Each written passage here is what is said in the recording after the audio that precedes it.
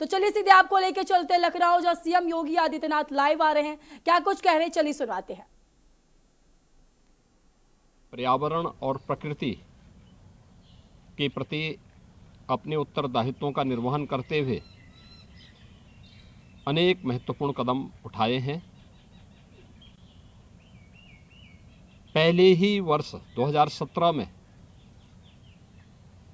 One महोत्सव के अवसर पर डबल इंजन की सरकार ने 5 करोड़ वृक्षारोपण के एक बड़े कार्यक्रम को अपने हाथों में लिया था। मुझे प्रसन्नता है कि उस समय तमाम चैलेंजेस हमारे सामने थे। न नर्सरी थी, न इस प्रकार के बड़े कार्यक्रम को आगे बढ़ाने के लिए उस प्रकार के कोई अनुभव ही।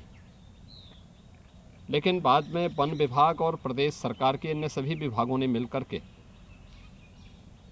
एक बड़े लक्ष्य को प्राप्त करने की दिशा में कार्य किया और गत 9 वर्ष के अंदर प्रदेश के अंदर वन महोत्सव के अवसर पर होने वाले वृक्षारोपण के क्रम में अब तक 242 करोड़ वृक्षारोपण के एक बड़े कार्यक्रम को सफलतापूर्वक आगे बढ़ाने में प्रदेश सरकार ने सफलता प्राप्त की। प्रदेश का फॉरेस्ट कवर बढ़ा है और पिछले 3 वर्ष से मुझे बताते हुए प्रसन्नता है कि उत्तर प्रदेश ने आदरणीय प्रधानमंत्री जी ने प्रकृति के प्रति और मातृभूमि के प्रति अपने इन दायित्वों का निर्वहन करते हुए कृतज्ञता स्वरूप एक पेड़ माँ के नाम इस कार्यक्रम को आज से 3 वर्ष पहले शुभारंभ किया था। एक पेड़ माँ के नाम, उसी अभियान के क्रम में आज उत्तर प्रदेश का ये वृक्षारोपण महाअभियान प्रारंभ होने जा रहा है। अपनी माँ के प्रति, अपनी मातृभूमि के प्रति कृतज्ञता ज्ञापित करते हुए प्रभु श्री राम के उस उद्घोष को जो उन्होंने हर नागरिक के लिए दिया था कि जननी जन्मभूमिश्च स्वर्गादपि गरीयसी, तो जननी और जन्मभूमि दोनों के प्रति कृतज्ञता हर नागरिक का दायित्व है। पर्यावरण की रक्षा ये मातृभूमि के प्रति हमारा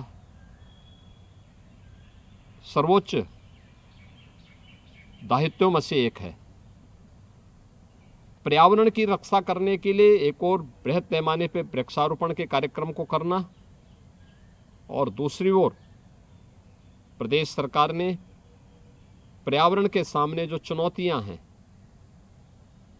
ग्लोबल वार्मिंग की जो समस्या है, क्लाइमेट चेंज की जो समस्या है, मौसम चक्र में जो परिवर्तन दिखाई दे रहा है, तमाम ऐसी प्रजातियां हैं जो इसके कारण अपने अस्तित्व के लिए जूझ रही हैं। उन सभी समस्याओं के समाधान करने के लिए भी जो अनेक कदम इस दौरान उठाए गए हैं। प्लास्टिक मुक्त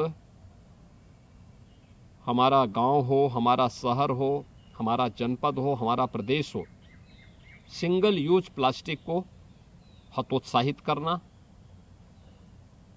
उसके स्थान पर वैकल्पिक रूप में मिट्टी के बर्तन के लिए प्रोत्साहित करने के लिए भी राज्य सरकार ने अनेक कदम उठाए हैं। माटी कला बोर्ड की स्थापना करना,